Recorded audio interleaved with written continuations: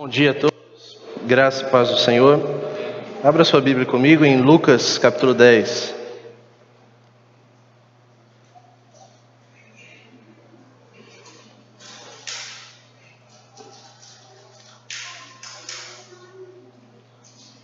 Evangelho segundo Lucas capítulo 10.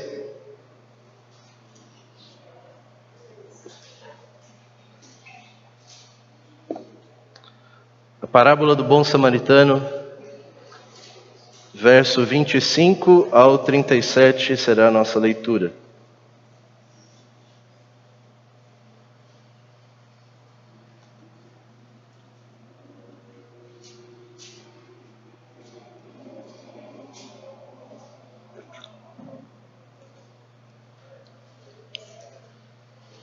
Lucas 10, verso 25 ao 37. Eu convido você a acompanhar a leitura comigo, com alegria e reverência ao Senhor. Diz assim: Então se levantou um homem, certo doutor da lei, que, para colocar Jesus à prova, disse-lhe: Mestre, que devo fazer para ter a vida eterna? Jesus então lhe perguntou: O que está escrito na lei? Como você interpreta? Aquele homem, doutor da lei, então respondeu: Amarás o Senhor teu Deus de todo o teu coração, de toda a tua alma, com todas as tuas forças e com todo o teu entendimento, e o próximo como a ti mesmo. Disse-lhe então Jesus: Respondeste bem, faça isso e viverás. Ele, porém, querendo justificar-se, perguntou a Jesus: Mas quem é o meu próximo? Então Jesus lhe respondeu: Um homem descia de Jerusalém para Jericó e caiu na mão de assaltantes que o roubaram e, depois de espancar, foram embora, deixando-o quase morto. Por acaso, um sacerdote descia pelo mesmo caminho, vendo aquele homem, passou de longe.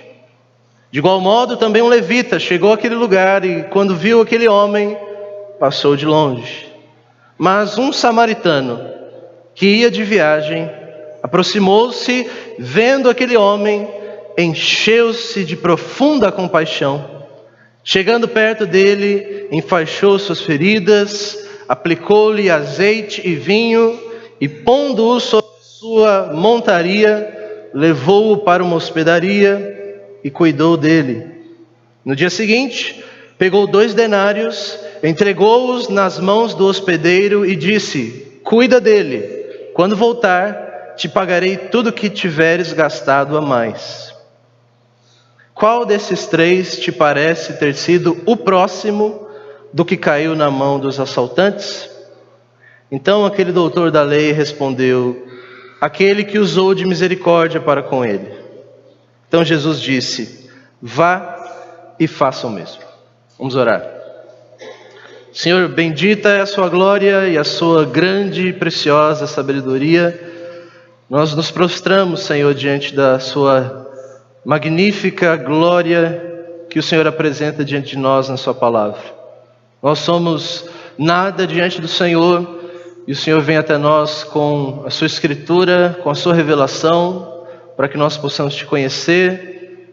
Permita, ó Deus, que esta manhã corações se curvem ao Senhor em reverência e adoração, que todos nós possamos ver a sua beleza, a sua bondade, a sua santidade. Em nome de Cristo é que nós pedimos ao seu Espírito. Amém. Então, meus irmãos, esta é a famosa parábola do bom samaritano. Eu creio que todos, praticamente todos, já ouviram esse texto pelo menos alguma vez. Mesmo talvez você que esteja aqui e que não é cristão, pelo menos não de nossa igreja local, você certamente já ouviu, inclusive da boca de ímpios, talvez, essa parábola. E dando início ao nosso sermão, eu gostaria de primeiro reafirmar para todos nós aqui que estamos ouvindo esse texto, o que é uma parábola. Como é que nós devemos ler uma palavra? Ontem a Sabrina me ajudou bastante a preparar o sermão, a gente conversou algumas coisas, e eu disse para ela que a grande tarefa do pregador, quando ele vai expor um texto bíblico, este alimento à mesa, ele deve, em algumas circunstâncias, preparar os ouvintes para que eles saibam como comer. Então, diante de nós temos aqui um excelente café da manhã, nós temos pão, e nós não comemos com qualquer talher.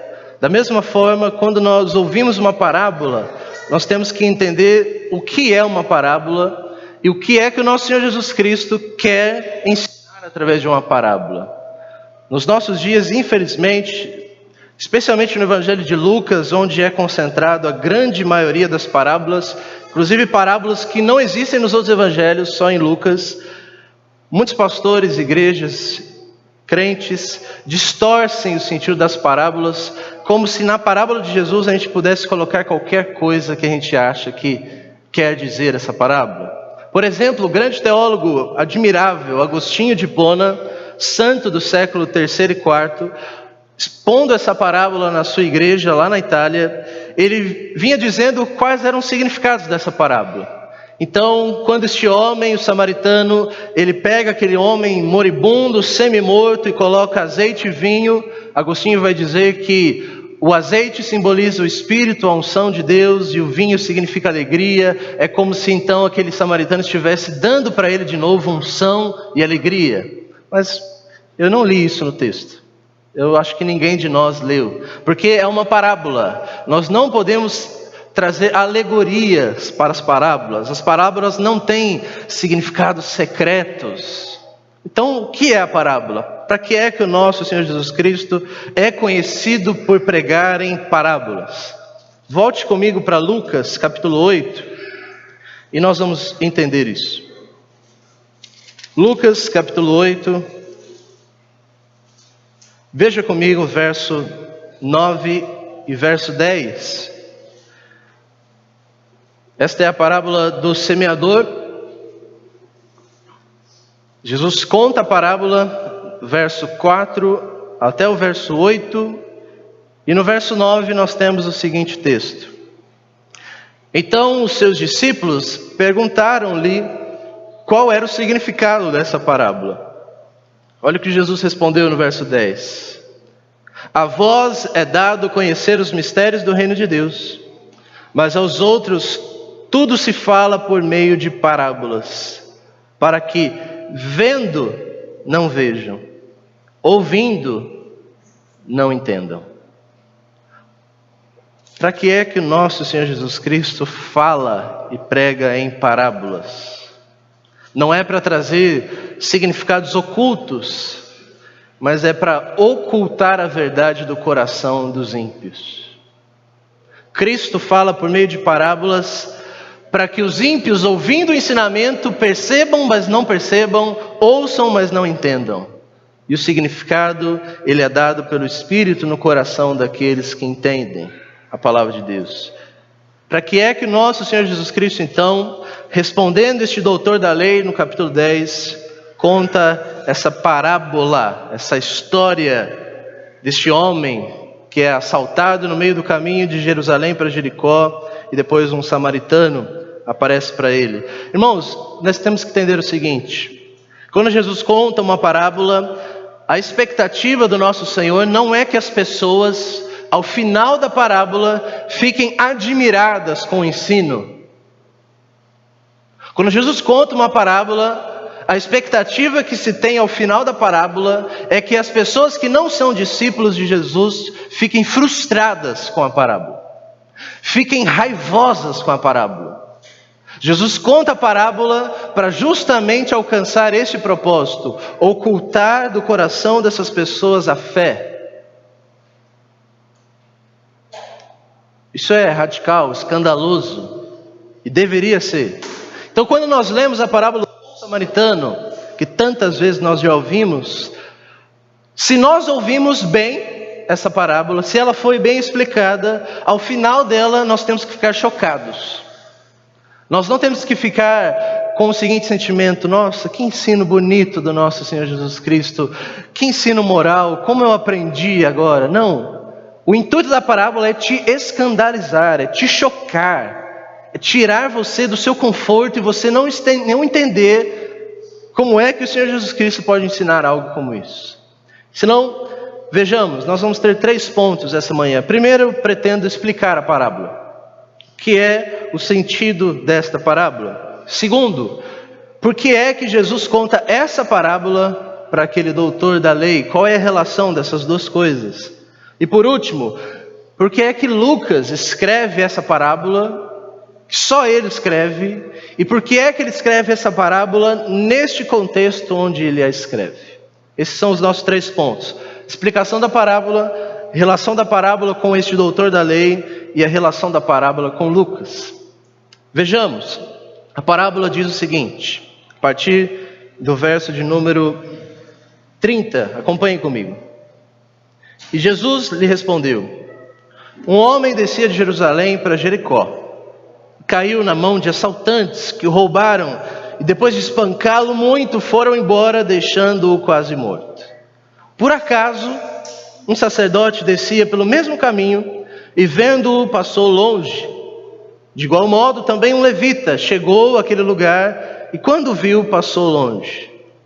Mas um samaritano que ia de viagem aproximou-se e vendo aquele homem, encheu-se de profunda compaixão. Chegou perto dele, enfaixou suas feridas, aplicando-lhes azeite e vinho, pondo-o sobre a sua própria montaria, levou-o para uma hospedaria e cuidou dele. No dia seguinte pegou 2 denários, entregou-os ao hospedeiro e disse: cuida dele, quando voltar te pagarei tudo o que tiveres gastado a mais. E Jesus encerra dizendo: qual desses 3 te parece ter sido o próximo do que caiu na mão dos assaltantes? Jesus pretende ensinar aqui como é que nós devemos amar o próximo. Essa foi a grande pergunta deste doutor da lei. E note que a pergunta desse doutor da lei não é uma pergunta onde ele quer aprender. O próprio texto nos diz que ele chegou perguntando para o mestre: como eu faço para ter a vida eterna? No intuito de testar Jesus, de colocar Jesus à prova. E ele faz essa pergunta. O nosso Senhor, mestre e a própria sabedoria encarnada, responde pergunta com pergunta e diz: o que está escrito na lei? Já que você é um doutor da lei, é o que você faz. Como você enxerga a palavra de Deus? Como você interpreta? E ele responde, citando Deuteronômio capítulo 6, verso 5. Amarás o Senhor teu Deus de todo o coração, de toda a alma, de toda a força e todo entendimento, e ao próximo como a ti mesmo. E Jesus disse: respondeste bem, faça isso e viverás.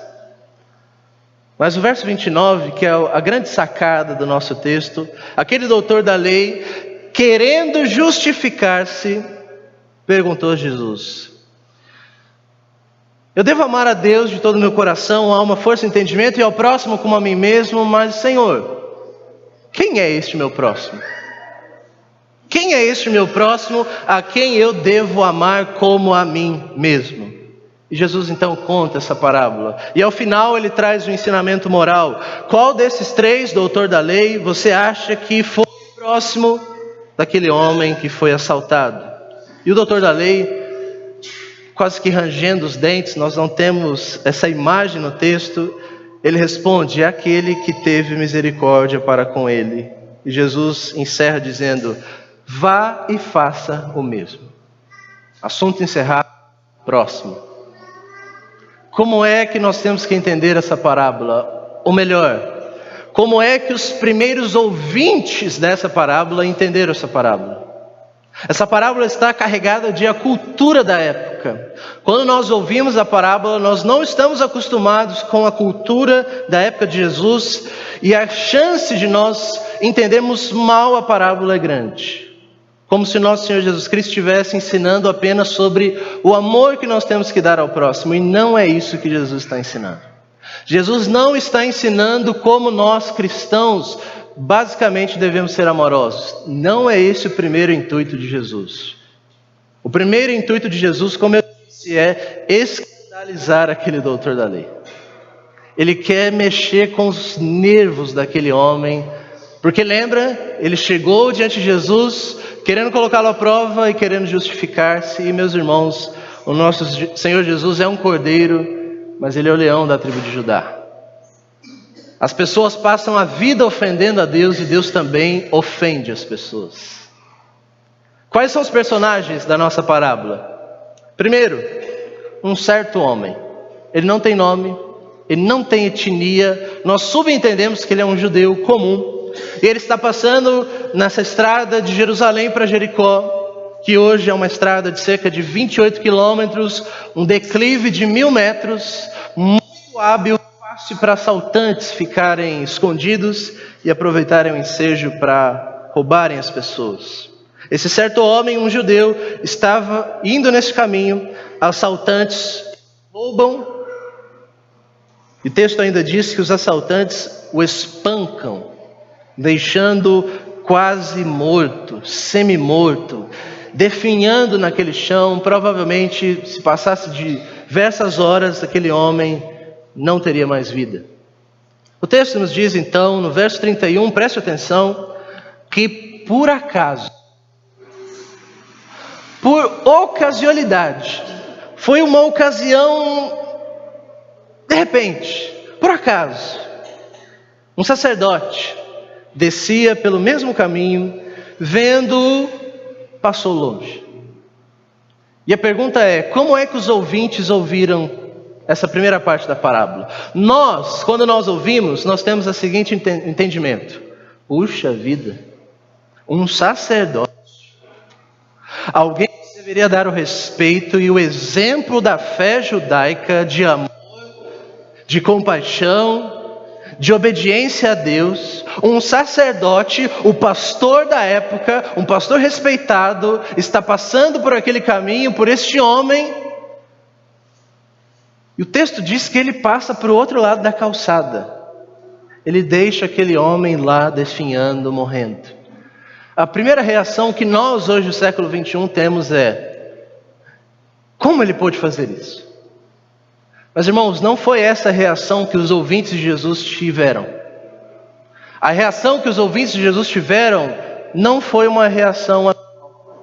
Eles ouviram isso como se estivesse tudo bem. E a pergunta é por quê? Lembre-se que no Antigo Testamento, especialmente nos livros da Torá, os 5 primeiros livros da Bíblia, nós temos um livro chamado Levítico. E esse livro chamado Levítico é um livro que regula a santidade do povo de Israel, através de diversas leis morais, mas principalmente cerimoniais. Uma dessas leis dizia que se um homem, qualquer que seja, mas especialmente um levita ou um sacerdote, se ele tocasse num homem que estava morto ou num animal morto, ele se tornaria impuro. E ele deveria ficar durante uma tarde toda, se não 7 dias, longe do seu ofício sacerdotal, até que ele pudesse ficar puro novamente. Quando os ouvintes de Jesus ouviram esse sacerdote que atravessa a estrada, eles ouviram como se fosse algo que ele realmente deveria fazer. Ele não deveria se contaminar. Por quê? Aquele homem não estava morto, mas quem vai saber? Ele está passando, vê um homem. Você já viu um homem quase morto? Aos seus olhos ele está morto. Você não vai arriscar tocar nele ou cuidar dele, porque senão você vai ficar cerimonialmente impuro. Ou talvez você não sabe se os ladrões ainda estão em armadilha, prontos para assaltar outra pessoa. Quando Jesus conta essa parábola, ele está tentando, incentivando aquele doutor da lei a acompanhar a parábola. Então as pessoas ouvem, nós ficamos chocados, mas eles não, porque ele fez o que deveria fazer. Ele não poderia parar para ajudar aquele homem, porque senão ele deixaria de ajudar milhares de pessoas no templo, e ele poderia colocar a vida dele em risco. Segue a parábola. Certo homem, levita, também por acaso, passando por aquele local, viu o homem e passou longe. Sem problemas, nada mais do que o esperado. Ninguém naquela época, ouvindo essa parábola, criticava o sacerdote ou o levita. Mas chega no verso 33, irmãos, e aqui é a situação. Aqui é o grande choque da parábola. Verso 33 diz: mas um samaritano, que ia de viagem. Lembre-se que nós estamos aqui em Jerusalém para Jericó, antigamente conhecido como Reino do Sul. Samaria era lá no norte, lá na outra ponta de Israel, milhares de quilômetros de distância. Este homem está passando aqui de viagem.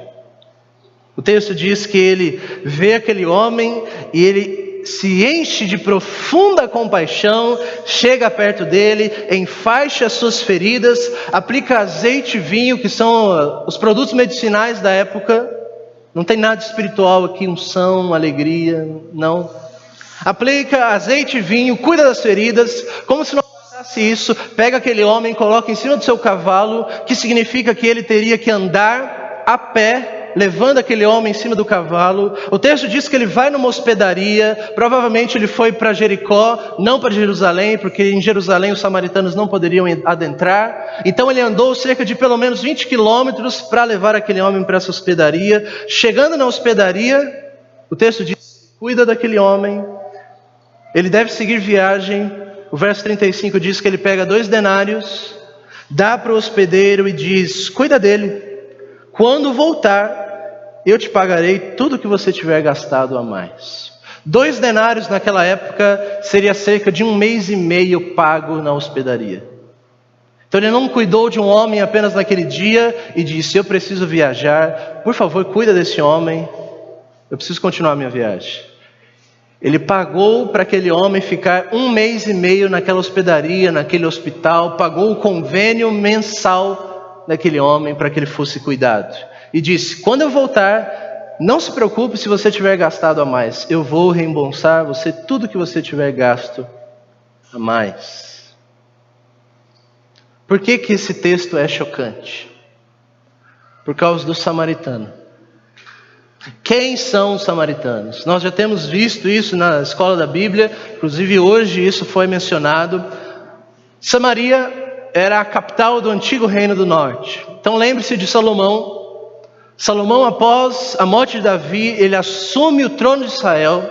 E o texto bíblico diz lá em 1 Reis e também nos Cânticos de Salomão, que na época de Salomão é a época que o reino mais cresceu em todo o universo. Se expandiu, quase chegando às grandes promessas de Deus para Abraão. O reino foi dilatado, muita riqueza, povos ao redor que não conheciam a Deus injetando dinheiro na economia de Israel para construir o templo de Salomão e para levantar todo o reino de Israel. O texto nos diz ainda em 1 Reis que então esse reino é dividido ao meio, 10 tribos ao norte, 2 tribos ao sul, reino do norte, reino do sul, Judá e Samaria. Samaria é a grande capital do reino do norte.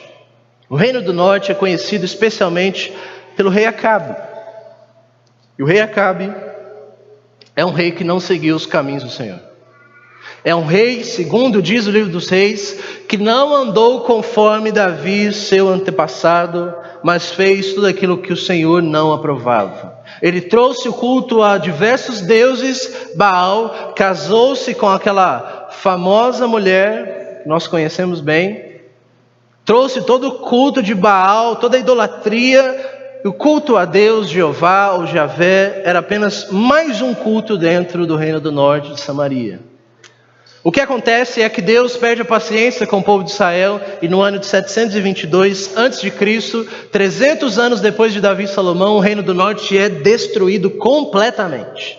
As 10 tribos são dissolvidas pelos assírios. Eles são levados como escravos. E o que acontece, irmãos, é que aqueles judeus do reino do norte começaram a se casar com as mulheres da Síria e eles começaram a perder a raiz judaica.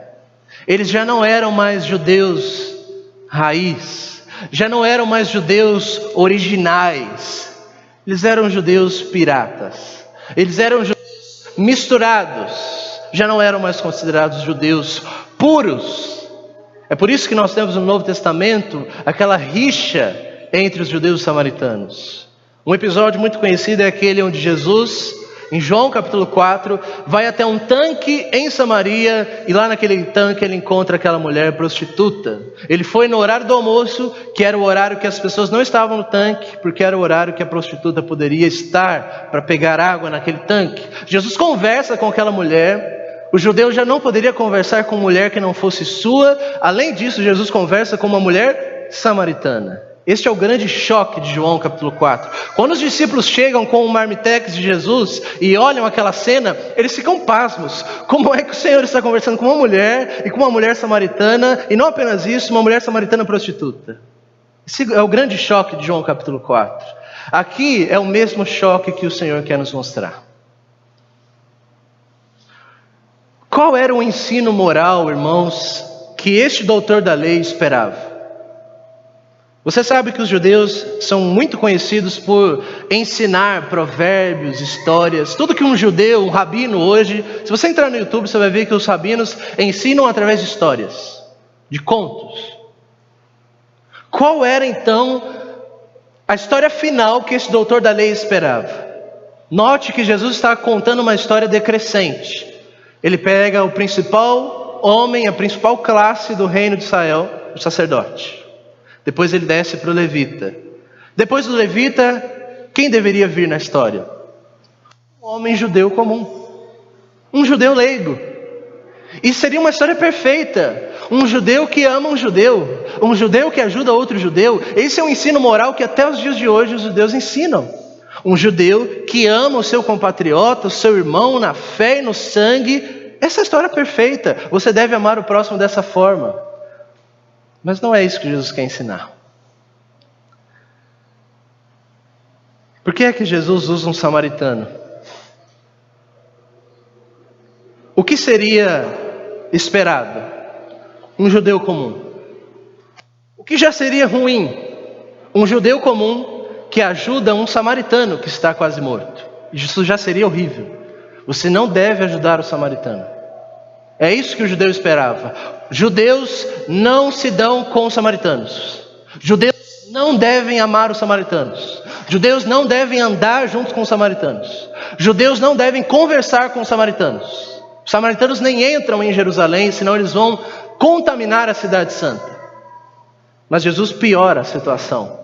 Ele diz que é um samaritano que ajuda um judeu. Você sabe qual seria a reação daquele judeu que estava quase morto, se ele tivesse um pouquinho de ânimo e visse que era um samaritano que estava o ajudando? Ele ia dizer: não me toque, não me ajude, eu não preciso da sua ajuda. Se você me tocar, eu vou ficar impuro. Essa era a expectativa. Um exemplo muito claro que talvez nos ajude a entender. Vocês se lembram daquele surto de ebola na Guiné-Bissau, na África, em 2013, 2014, um surto daquela doença chamada ebola. Então era comum, nós vemos nos noticiários, no YouTube, pessoas assim com os corpos jogados na terra, e as pessoas não poderiam tocar nelas, não poderiam ajudá-las, a não ser que vestissem aquelas roupas específicas, parecendo astronautas, para ajudar aquelas pessoas, senão elas se contaminariam com ebola. Cerca de 25 mil pessoas foram contaminadas com ebola, cerca de 10 mil pessoas morreram de ebola. O que Jesus está querendo nos ensinar é isso. Aquele homem está quase morto, e quem é que vem ajudá-lo? É alguém que está com ebola. Quer um outro exemplo? O samaritano aqui nós podemos compará-lo muito bem a um muçulmano.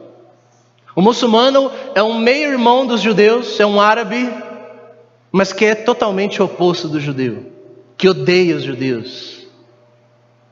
E Jesus está ensinando que um muçulmano se levantou, se encheu de compaixão e ajudou aquele judeu. Você não espera isso. Isso é chocante. Quer um outro exemplo? Um judeu está quase morto no chão. Um sacerdote passa e não ajuda, um levita passa e não ajuda. Sabe quem ajuda? Um alemão nazista. Essa era a expectativa quando as pessoas ouvem um samaritano. É alguém que está com ebola, é um muçulmano ou é um judeu nazista, um alemão nazista. Quando é que um nazista ajuda um judeu? Esse é o choque que Jesus quer dar naquele doutor da lei. Como que nós encerramos essa parábola?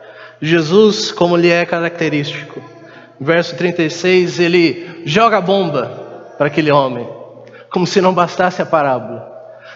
Qual desses três te parece ter sido o próximo daquele que caiu na mão dos assaltantes? E aquele doutor da lei não tem o que responder.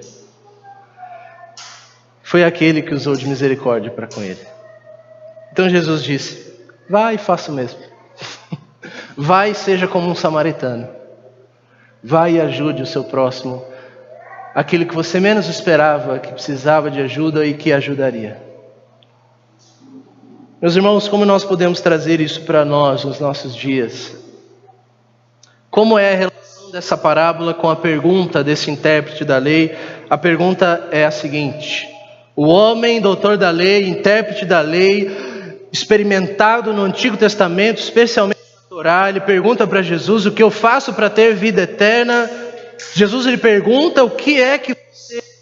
Como você lê isso escrito na Escritura? Ele responde com Deuteronômio 6:5: amarás o Senhor teu Deus de todo o coração, com toda a tua alma, com todas as suas forças, com todo entendimento, e ao próximo como a ti mesmo. É uma confissão perfeita, irmãos. Mas querendo justificar-se, ele pergunta: mas quem é o meu próximo? Ou seja, quem é o meu vizinho a quem eu devo amar? Sabe como Jesus responde isso? Olha o verso de número 36. Qual desses três te parece ter sido o próximo daquele homem? Aquele doutor da lei enxergava o homem que estava no chão quase morto como se fosse o próximo a quem eu devo ajudar. Jesus inverte o ensinamento. Ele diz: você não deve olhar para as pessoas e saber quem é o próximo, quem é o seu vizinho que você deve amar. Você deve olhar para as pessoas e perguntar: de quem eu serei o próximo? De quem eu vou ser o vizinho que vou amar e cuidar dessa pessoa? A pergunta não é a quem eu devo amar, mas para quem eu serei amável. O nosso Senhor inverte todo o pensamento daquele doutor da lei. Provavelmente ele saiu como aquele jovem rico, ou chorando ou bufando de raiva contra o nosso Senhor Jesus Cristo. Qual é o ensinamento da parábola? O ensinamento da parábola é o seguinte: quem é aquele que está tão livre da lei, a fim de que possa amar conforme a lei diz que devemos amar? O que isso quer dizer? Quem é aquele que está tão livre da lei, diferente do sacerdote que não poderia ajudar aquele homem, diferente do levita que não poderia ajudar aquele homem porque a lei proibia? Quem é que está tão livre da lei, livre dessas tradições, desses preceitos, ao ponto de poder amar conforme a lei diz que deve ser amado? E a resposta é o cristão. Jesus é o nosso mestre. Ele é o grande amor encarnado. Ele é aquele que está dando exemplo para esse doutor da lei, dizendo: olha, você faz parte de uma religião, de uma tradição que te impede de amar as pessoas. A lei é boa, mas a lei tem o seu fim em Cristo. Cristo nos traz a sua própria lei para que nós possamos amar uns aos outros e a Deus de todo o coração. A pergunta que você deve se fazer quando você sair daqui essa manhã é: como é que eu tenho sido um vizinho? Eu penso muito bem quando eu estou lá no meu condomínio. Eu moro num bloco de 10 andares, são 8 apartamentos por andar, diversas pessoas que eu nunca vi na vida e que talvez eu nunca vou encontrar, porque trabalham à noite, ou porque não saem de casa, ou porque não ficam em casa. E a pergunta é: como nós nos relacionamos uns com os outros? A quem nós devemos amar? Como nós devemos amar? Para quem nós nos mostramos amáveis? Será que hoje nós não deveríamos ficar chocados se o nosso Senhor Jesus Cristo ensinasse que cristãos não estão amando ao ponto que muçulmanos amam? Ao ponto que pessoas que estão em condições horríveis de vida amam? ao ponto que existe amor nos nossos piores inimigos e em nós que somos os irmãos de Jesus, nos falta o amor, nos falta uma boa teologia da vizinhança. Como é que você é um vizinho para o seu irmão? A pergunta não é a quem você deve amar, mas para quem você vai se mostrar amável. Por fim, nosso último e terceiro ponto. Por que é que Lucas escreve essa parábola? Mateus não escreve, Marcos não escreve, João não escreve. As epístolas, ninguém menciona a parábola do bom samaritano. Por que só Lucas? Quando nós olhamos em Mateus capítulo 22, nós temos esse mesmo doutor da lei aqui, perguntando isso para o nosso Senhor Jesus Cristo. Mas Mateus não escreve a parábola do bom samaritano após, somente Lucas. E Lucas escreve isso muito tempo antes de Jesus chegar em Jerusalém. Por que é que Lucas está escrevendo essa parábola? Se você olhar comigo em Lucas capítulo 9, volte aí comigo em Lucas capítulo 9. Olhe comigo o verso 51.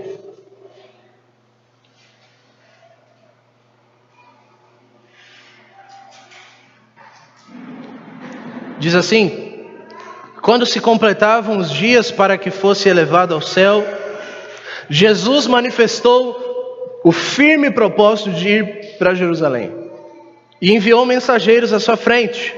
Estes foram e entraram num povoado de samaritanos para lhe preparar pousada. O judeu nunca faria isso, dormir numa terra samaritana. O verso 53 diz que nem mesmo os samaritanos receberam a Jesus, pois ele estava viajando em direção a Jerusalém. Quando viram isso, os discípulos Tiago e João disseram: Senhor, quer que mandemos descer fogo do céu como Elias para consumir esse povo? Jesus, porém, voltando-se, repreendeu, dizendo: vocês não sabem de que espírito são, pois o Filho do Homem não veio para destruir a vida dos homens, mas para salvá-la. E foram para um povoado. Quando nós lemos esse texto, nós ficamos chocados, mas os judeus da época não ficavam. Era o exercício moral você destruir os samaritanos, você desconsiderar os samaritanos. Note que Tiago e João estão citando o Antigo Testamento, dizendo: assim como Elias, permita-nos que nós mandemos fogo do céu, assim como o Senhor permitiu lá no Antigo Testamento. Deixa a gente fazer isso de novo, para esse povo que não está te recebendo, Jesus. Jesus está indo para Jerusalém. Jesus foi desprezado por samaritanos, e nessa parábola que nós vimos, ele usa o samaritano como exemplo de amor. E a pergunta é: por que Lucas escreve isso? E a resposta: Jesus é o último e supremo bom samaritano. Não é isso que Jesus tem em mente. Jesus não está ensinando a parábola dizendo que ele é o bom samaritano, mas certamente, de uma forma implícita, sem dizer em palavras, é isso que Lucas quer que a gente pense. Aquele bom samaritano está espelhando a vida do nosso mestre. O nosso mestre é esse mestre cheio de compaixão e sabedoria. Ele está indo para Jerusalém, e o que é que ele está indo fazer em Jerusalém? Ele está indo lá em Jerusalém para curar as nossas feridas. Ele está indo lá em Jerusalém para derramar o sangue, para que nós possamos ter vida. Ele está indo lá em Jerusalém para nos comprar da escravidão do pecado com o seu sangue.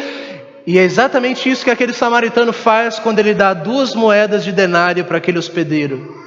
Porque se ele larga aquele homem lá na hospedaria, aquele homem não tem como pagar, e ele deveria se fazer escravo do hospedeiro para pagar aquela dívida. Mas aquele bom samaritano deixa a dívida paga, e é isso que Jesus faz por nós na cruz. Da mesma forma que ninguém esperava que o bom samaritano ajudasse um judeu, quem é que esperava que o próprio Deus se fizesse carne para salvar a cada um de nós? Que amor é esse? Escandaloso, louco, do nosso Senhor Jesus Cristo. Deus se fazer carne e, como se não bastasse, feito homem, morrer morte de cruz, uma morte vergonhosa, onde o judeu não poderia nem ser enterrado como um homem digno. O nosso Senhor Jesus Cristo é o último, perfeito e pleno, bom samaritano. Como é que nós devemos aprender esse texto? A primeira coisa que eu quero aplicar para cada um de nós está lá no capítulo 10, no verso 26. Jesus perguntou àquele doutor da lei: o que está escrito na lei? Como você interpreta? Você lembra qual era a pergunta? O que eu faço para ter vida eterna? Como é que Jesus responde? Como você interpreta a Bíblia? O que o nosso mestre está dizendo? Que a nossa vida eterna depende da forma como nós conhecemos o Deus da Bíblia. Se você interpreta a Bíblia de uma forma equivocada, é impossível que você tenha vida eterna.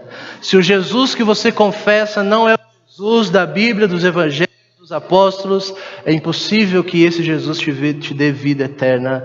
A nossa vida eterna e a nossa vida aqui hoje depende da forma como a gente lê a Bíblia. Por isso os cultos são extremamente importantes. Por isso a leitura bíblica em casa é extremamente importante. Por isso que o ministério pastoral é extremamente importante, porque vocês estão comendo comida eterna que vão te levar para o céu ou para o inferno. Como é que você interpreta a sua Bíblia?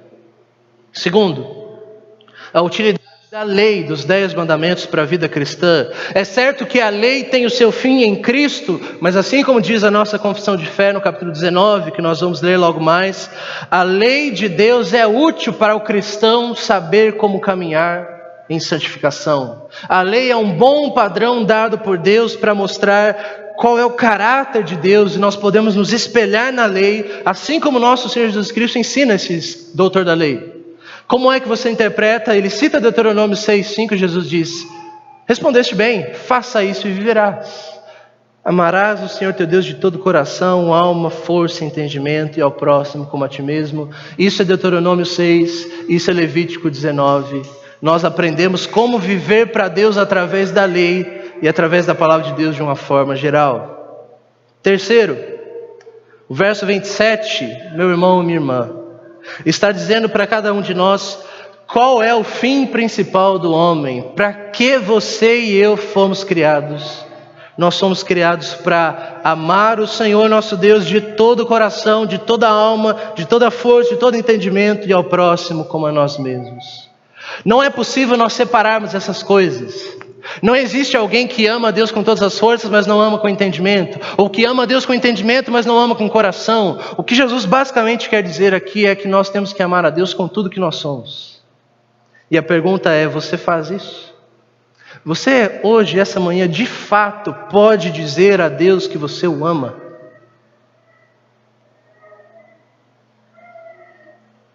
Você foi criado para isso. Você foi criado para ter prazer em Deus. Deus te criou para que você goze eterna alegria ao lado de Cristo Jesus e ame o seu Senhor que te resgatou do exílio, do pecado, com toda a sua força, com todo o seu respirar. E a evidência de que você realmente ama a Deus é que você ama o seu próximo, independente de quem ele seja. Você ama o seu próximo, assim como diz o apóstolo João que nós lemos. Por último, eu quero encorajar a nossa membresia local a que vocês aprendam a ser bons vizinhos. Seja o vizinho do irmão que está sentado do seu lado, seja o vizinho da pessoa que mora perto da sua casa. Como é que nós podemos ser bons vizinhos? O nosso amor deve ser tal que esse amor choque o mundo. Tamanha liberalidade que nós tenhamos para amar o nosso próximo. E Jesus disse que foi este o modo que ele determinou que a sua igreja fosse conhecida, através do amor que temos uns para com os outros. Deus nos abençoe. Vamos orar.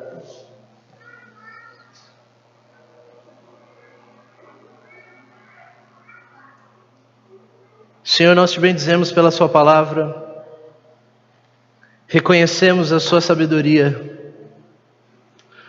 pedimos, ó Deus, em primeiro momento, que o Senhor nos tire do nosso conforto, que nós venhamos ficar escandalizados, chocados, não apenas com essa parábola, mas com o seu amor. com o Evangelho, com Cristo, com a palavra da cruz, que é loucura para os que se perdem, mas poder de Deus para todos aqueles que foram chamados.